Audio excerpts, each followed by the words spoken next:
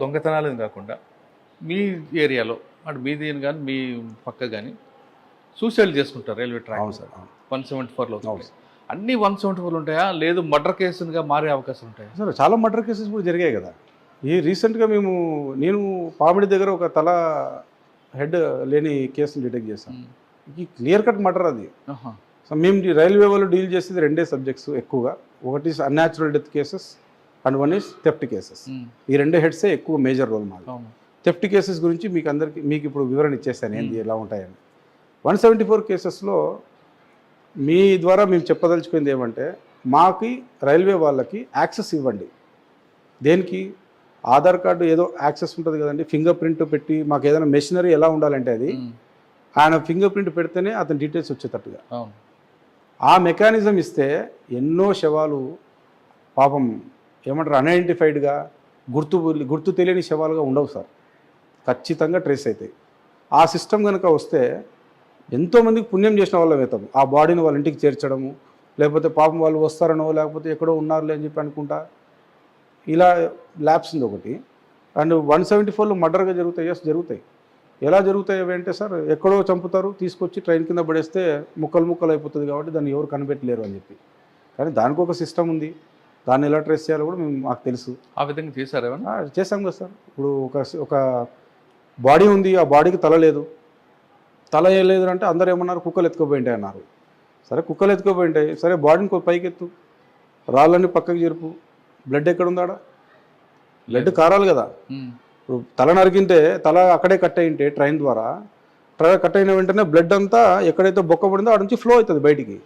ఒకవేళ ట్రాక్ మీద వెళ్ళి ట్రైన్ బట్టి బట్టలను చింకిపోయి పోతాయి కదా. పోతాయి. అలా కాకుండా నీట్గా ఉంది బాడీ ప్లస్ బ్లడ్ లేదు కింద అంటే ఇది ఎక్కడో చంపి ఇక్కడ తీసుకొచ్చారు.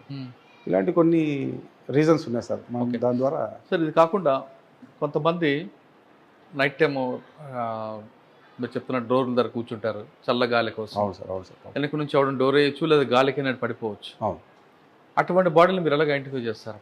మోస్ట్లీ వాళ్ళ దగ్గర ఏదైనా సెల్ ఫోన్ ఉన్నా, లేకపోతే ఆధార్ కార్డ్స్, లేకపోతే ఏదైనా పర్సులు ఉంటాయి సార్ వాళ్ళకి. ఆ పేపర్ మీద ఫోన్ నెంబర్లు రాసుకుంటారు చాలామంది. నాకు తెలిసి చాలామంది వలసలు వచ్చేవాళ్ళు పాపం చాలామంది అలా చనిపోతుంటారు. పడుకుంటారు గాలి కోసం ఆ తూరికలో. అట్లే మరో ట్రైన్ కూడా బాపు కదులుతూ ఉంటుంది. అవును. ఆ కదలికలో మనిషి నిద్రలో ఉన్నప్పుడు ముందు పడిపోతుంది. అలాంటి బాడీలు చాలా పడిపోయాయి సార్. అలా ఎలా ఐడెంటిఫై చేస్తామంటే డిపెండ్స్ ఆన్ ఆధార్ కార్డు, లేదా వాళ్ళ దగ్గర సెల్ ఫోన్ ఇక్కడ చిల్లర వరకు పడిపోయింటాయి. ఆ సిమ్ ఉంటుంది, ఆ సిమ్ తీసుకొని వాళ్ళు కాంటాక్ట్ చేయడం ఇవన్నీ చేస్తాం. సార్ కొన్ని ప్రాంతాల్లో గేట్ దగ్గర కూర్చొని ఫోన్ మాట్లాడుతుంటారు, ఫోన్ చాటింగ్ చేస్తుంటారు. కింద ఉన్న స్టేషన్కి దగ్గరలో రాగానే ఒక గ్యాంగ్ కర్రతో కొట్టి ఫోన్ కింద పడిపోతుంది. ఆ ఫోన్లు తీసుకుని పారిపోతుంటారు. ఆ తరహా నేరాలు ఇక్కడ జరుగుతుంటాయి. ఇక్కడ తక్కువ సార్. అవి ఇక్కడ బ్రిడ్జెస్ కనెక్టివిటీస్ ఏం లేవు. ఖచ్చితంగా అట్లాంటివి ఏం జరగవు సార్. ఫోన్లు పట్టుకుంటే లాక్కొని పోవడం అంత ఇన్సిడెంట్స్ ఏం జరగాల. వాళ్ళు పడుకున్నాక ఫోన్లు తీసుకుపోవడం, వాళ్ళకి తెలియకుండా తీసుకుపోవడం. మీరు కొన్ని విషయాలు మేము ఫోటోలు తీసుకుంటాం అన్నమాట. ప్యాసింజర్లు పొట్ట మీద పెట్టుకుంటాడు ఫోన్. అంటే వాళ్ళకి తెలియదు సార్, నిద్రపోతున్నట్టు కూడా తెలియదు పాపం. వీడియో చూసుకుంటూ అలాగే ఛాతీ మీద పెట్టుకుంటారు. ఆ కదలికలో ఆ ఫోన్ కింద పడిపోతుంది. కింద పడిపోయినప్పుడు ఆ వ్యక్తి, ఇప్పుడు నేనే పోతున్నాను సార్, పోతా ఉన్నాను, ఫోన్ కింద పడింది, నా దగ్గర ఫోన్ లేదు, నా దగ్గర కీప్యాడ్ ఫోన్ ఉంది, ఒక ఐఫోన్ పడింది, ఆ ఫోన్ తీసుకుని వెళ్ళిపోతాడు. అవును. ఇక్కడ వాడు దొంగతనం చేసినట్ట దొరికినట్లే కదా. మరి ఇప్పుడు అక్కడ అతనేం కంప్లైంట్ ఇస్తాడు?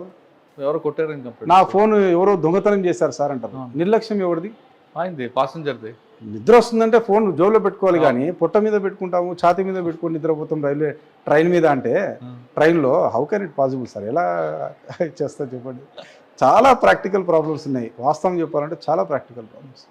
మేము ఎన్నోసార్లు ఆ సెల్ ఫోన్లో పక్కన పెట్టి నిద్రపోతుంటే లేపి తీసుకోమ్మా దొంగతనాలు అయితే అంటే మీరెందుకున్నారు అని అంటే ఏం చెప్పలేను సార్ సమాధానం దానికి. ఇంకో ప్రాబ్లం ఉంది సార్ ఇక్కడ మాకు. ఆఫ్టర్ 10 తర్వాత ఏ ప్యాసింజర్ని డిస్టర్బ్ చేయొద్దు అంటారు. ఓకే. దొంగలు తిరిగేదేమో 10 తర్వాతే. ఎవరిని డిస్టర్బ్ చేయాలి మేము మరి? చూడండి ప్రాక్టికల్ ప్రాబ్లమ్స్. ఆఫ్టర్ 10 నుంచి 5 మధ్యలో ఏ ప్యాసింజర్స్ని పోలీసు డిస్టర్బ్ చేయకూడదు. బాగానే ఉంది. మరి మేము దొంగని పట్టుకోవాలంటే ఎవరినో డిస్టర్బ్ చేయాల్సిందే కదా. ఒకనొక సందర్భంలో దొంగలు కూడా అడుగుతారేమో మమ్మల్ని, ఎందుకు డిస్టర్బ్ చేస్తున్నారు మీరు మమ్మల్ని అని. అలాంటి పరిస్థితి వస్తే ఏం చేయాలి? So these are some questions sir. ప్రాక్టికల్గా కొన్ని ప్రాబ్లమ్స్ క్వశ్చన్స్ ఉన్నాయి. ఏం చేయలేము, అంతే నడిపిస్తూ ఉండాలి సార్. సార్ మరొకసారి ఫైనల్గా చెప్పండి, చెప్పండి. ప్రయాణికులకి సేఫ్గా వెళ్ళాలంటే ఎస్ అంటే ప్రాణాలు కానీ ప్రాపర్టీ కానీ పోకుండా ఉన్నట్టు మీరేం చెప్తారు?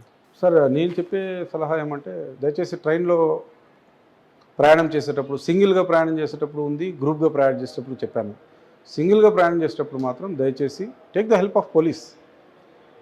మీకు ఏమైనా అనుమానం ఉంది, మీ చుట్టూరా ఎవరో అనుమానంగా తిరుగుతున్నాడు, లేదా మీకు ఏదో డౌట్ వస్తూ ఉంది, నెక్స్ట్ స్టేషన్లో ఎవరో ఒక పోలీస్ కనబడతాడు, చూడండి ఇక్కడ ఏదో సమ్ ప్రాబ్లం ఉంది అంటే మీరు అలర్ట్ చేసిన దానికి వాడికి దూరంగానే పోతారు మీరుకి. ఎందుకంటే అరే పోలీస్ ఆమెతో మాట్లాడింది ఏం పరిస్థితి అని చెప్పి. Police are here to serve you.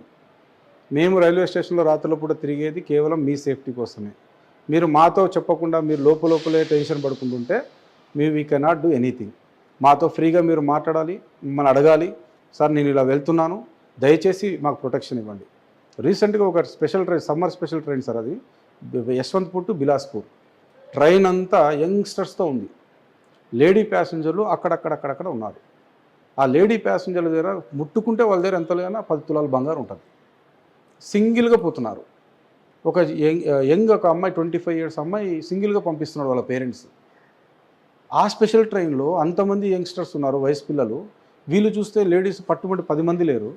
వీళ్ళకేమన్నా అయితే సో ఏం చేయాలో అర్థం కాక ఆ టైంలో ఒక ఎఫ్ఐని ఇమ్మీడియట్గా రమ్మని చెప్పేసి ఆ ట్రైన్లో ఎక్కించి వాళ్ళందరినీ ఒక చోటే, లేడీస్ అందరికీ ఖాళీ ఉంది ట్రైన్, ఆ లేడీస్ అందరినీ ఒక చోట కూర్చోబెట్టి ఆ డోర్స్ అన్నీ క్లోజ్ చేసి ఒక ఎస్ఐ ఒక కానిస్టేబుల్ని 4 లిమిట్స్ దాటేంత వరకు పంపించారు. ఇప్పుడు 4 లిమిట్స్ వరకు పంపిస్తాను సేఫ్టీ, తర్వాత ఏంటి?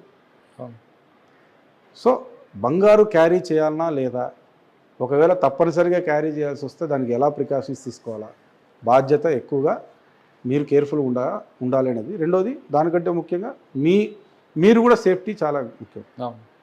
ఈ రీసెంట్గా జస్ట్ 4వ నెలలో, పోయిన నెల వాయలపాడు దగ్గర ఒక ముస్లింని దొబ్బేసినారు. ఆ ట్రాజడీ కేసు అది.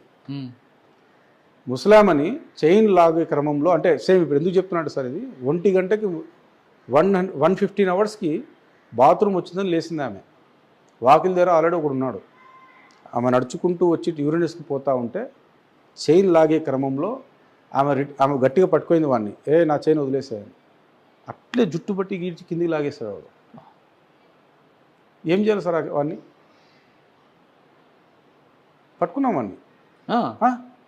సార్ వదలం సార్, మేమే పోయినాం, మా టీమే మేడం గారు ఉండి నగేస్తారు. ఎటు తిరిగి వాడు దొరికాడా? ఎలాగే మిర్జాపూర్ గ్యాంగ్, అదే మొన్న గుత్తిలో చైన్ స్నాచింగ్ చేసి పట్టుకున్నాం కదా, దానిలో ఎలా దొరికాడండి వాడు? సార్ ఇది చాలా హోంవర్క్ చేసాం, దానికి చాలా హోంవర్క్ చేసాము. అదే ఇందాక చెప్పాను కదా సార్, ఒక కార్ వస్తుంది, ఆ ట్రైన్కి వీళ్ళు కార్లో వచ్చారు. యూపీ నుంచి కార్ వేసుకొని 5 మంది వచ్చి ఉలిందకొండలో దొంగతనం చేసిన తర్వాత నేరుగా చిత్తూరుకు పోయినారు. చిత్తూరులో సేమ్ కార్లో వదిలేసిన తర్వాత 4 ట్రైన్ ఎక్కుతారు. 5 మందిలో 4 ట్రైన్ ఎక్కేసి వాయలపాడు రాగానే దొంగతనం చేసి ఆ ముస్లింను బయటికి తోసిన తర్వాత కార్ ఎక్కేసి మళ్ళీ వెళ్ళిపోతారు. ఈ విధంగా దొంగతనాలు చేసుకుంటూ పోతున్నారు. ఆమె పాపం కంప్లీట్గా దెబ్బలు తగిలాయి. దాని మీద రాబరీ కేసు కట్టాము. దొరికాడా? దొరికాడు సార్. ఏం చేశారు? జైలు ఉన్నాడు ఇప్పుడు. సార్ అది మనం ఎమోషనల్గా ఆలోచించాలి. ఇప్పుడు దగ్గర 70 years లేడీ ఆమె. 70 years లేడీ వాడు అంత కఠినంగా వాడు వ్యవహరిస్తా అంటే మనం ఇలా ఉంటాం సార్. సార్ సాధారణంగా మీరు ఇంటర్ స్టేట్ కాకుండా అదర్ స్టేట్ గ్యాంగ్స్ అని చూస్తున్నారు కదా, ఈ పర్టికులర్గా సౌత్ ఇండియా వైపే వీళ్ళందరూ ఫోకస్ చేయడానికి రీజన్ ఏంటంటే వాళ్ళు ఏం చెప్తుంటారు సార్? నేను ఇంట్రాగేషన్ చేసినప్పుడు వాళ్ళు చెప్పిన ఒకే ఒక మాట, రిపీటెడ్గా వింటున్న మాట, రకరకాల అఫెండర్స్ దగ్గర నుంచి వింటున్న మాట ఏమంటే ఒకటే మాట, మీ సౌత్ ఇండియాలో ఉన్న వాళ్ళు ఎక్కువగా గోల్డ్ వేసుకొని తిరుగుతారు, మీ దగ్గర గోల్డ్ ఎక్కువగా ప్రయాణానికి వాడతారు, పెళ్ళికి పోవాలన్నా తీసుకుపోతారు, లేదా మెల్లో మంగళసూత్రం ప్రతిదీ కూడా బంగారం చైనే. సో మాకి ఆ నార్త్ ఇండియాకి వెళ్ళి మాకు అంత యాక్సెస్ లేదు, ఎవరు కూడా బంగారు ఆభరణాలు వేసుకొని తిరగరు. ఈజీగా మాకు ఒక 2 lakhs 3 lakhs 4 lakhs సంపాదించుకోవాలంటే ఒక చైన్ లాగేస్తే అయిపోయింది అన్న పరిస్థితిలో వాళ్ళు ప్రతి ఒక్కరు చెప్పిన స్టేట్మెంట్లో అది కలిసింది. అదొకటి. రెండోది ఇందాక తమరికి చెప్పాను, బెయిల్ విషయంలో చెప్పాను, బెయిల్ అనేది ఈజీగా తొందరగా వస్తుంది అనే అపోహ ఉందన్నమాట. ఆ రకంగా కూడా చేస్తున్నారు. మెయిన్ బంగారు క్యారీ చేస్తారు సౌత్ ఇండియాలో, ఎక్కువగా యాక్సెస్ ఉంది బాగా అనేది ఒక దృక్పథంతో వస్తున్నారు సార్ వాళ్ళు. సార్ మీరు మీ అన్నయ్యని చూసి డిపార్ట్మెంట్కి వచ్చారు, మీకు చేతనంత వర్క్ చేస్తారు. నేను చెప్పాలంటే చాలా ఇంటర్వ్యూ చూసా కానీ సార్ రైల్వేలో ఇంత మంచి ఆఫీసర్ నేను బహుశా ఫస్ట్ టైం చూడండి సార్ ప్యాషన్గా చేయడం. సార్ మిమ్మల్ని చూసి కానీ లేదా పోలీస్ డిపార్ట్మెంట్ రావాలనుకున్న వాళ్ళకి మీరు ఇచ్చే మెసేజ్ ఏంటి? సార్ పోలీస్ డిపార్ట్మెంట్ అనేది 100% చేయాలి సార్. ఇప్పుడు టాస్క్ లేకుండా రిస్క్ లేకుండా సాఫీగా జరగాలంటే అది లైఫ్ ఎలా అవుతుంది సార్? ఎంజాయ్ ఉండదు, అది అసలు ఆ మజా kick వేరే వేరే ఉండాలి. ఇప్పుడు ఒక గ్రాఫ్ చూస్తే హార్ట్ బీట్లోనే అప్ అండ్ డౌన్స్ ఉన్నాయి. Simple thing. అవును, దాంట్లోనే అప్ అండ్ డౌన్స్ ఉన్నప్పుడు లైఫ్లో అప్ అండ్ డౌన్స్ వస్తాయి, వస్తాయి. రిస్కులు వస్తాయి, అవన్నీ వస్తాయి సార్. వావ్, అన్నిటికి భయపడి పోతాము అంటే హౌ కెన్ ఇది? ఎలా లైఫ్ ఇది? సింపుల్గా లైఫ్ సాగాలంటే ఎలా సార్? ఇప్పుడు ఈవెన్ డ్రైవింగ్ చేసేటప్పుడు హైవేలో ఒకటే డ్రైవింగ్ చేస్తే మజా ఉండదు కదా సార్. అవును, కొండల్లో డ్రైవింగ్ చేస్తేనే ఆ కర్వ్స్ వస్తాయి, అవి ఎక్కడ స్లో చేసుకోవాలా, ఎక్కడ అప్పు చేసుకోవాలా, దీస్ ఆర్ ఆల్ ప్రాక్టికల్ ఇది. సో ఎవరైతే వస్తున్నారో డిపార్ట్మెంట్లోకి ఇప్పుడున్న పరిస్థితుల్లో they are waiting for the opportunity, they are waiting for the notifications. అదే కనుక వస్తే చాలామంది ఉన్నారు పాపం, వచ్చి చేయాలా, డెడికేటెడ్గా చేయాలి, but they want some opportunities and వాళ్ళు ఉన్నారు సార్, రెడీ ఉన్నారు, they are ready to come, but way కావాలి కదా. అదే అదే ప్రజలకు సేవ చేయాలంటే పోలీస్ డిపార్ట్మెంట్ బెస్ట్ ప్లాట్ఫామ్ అంటారు నగేష్ బాబు గారు. రండి, ఇక్కడికి వచ్చిన తర్వాత ఏదో చేసామని కాకుండా ఒక ఛాలెంజ్ని తీసుకుని ఒక టాస్క్లో వెళ్తే అందులో ఉన్న మధ్య అందులో కిక్ వేరే ఉండదు అంటున్నారు వెంకట నగేష్ బాబు గారు. రైల్వే ప్రయాణికులు ముఖ్యంగా మీరు ఎప్పుడు కూడా పోలీసుల మీదే బాధ్యత వేయకుండా మీ వంతు బాధ్యత కూడా చేయండి, తర్వాత ఏం జరిగితే మేము ఉన్నామంటూ మీకు భరోసా ఇస్తున్నారు. ఇది బి వెంకట్ నగేష్ బాబు గారితో ఎక్స్క్లూజివ్ ఇంటర్వ్యూ. వచ్చే వారం మరో గెస్ట్ కలుద్దాం. అంతవరకు నమస్తే. Thank you sir. Thank you very much. Thank you sir.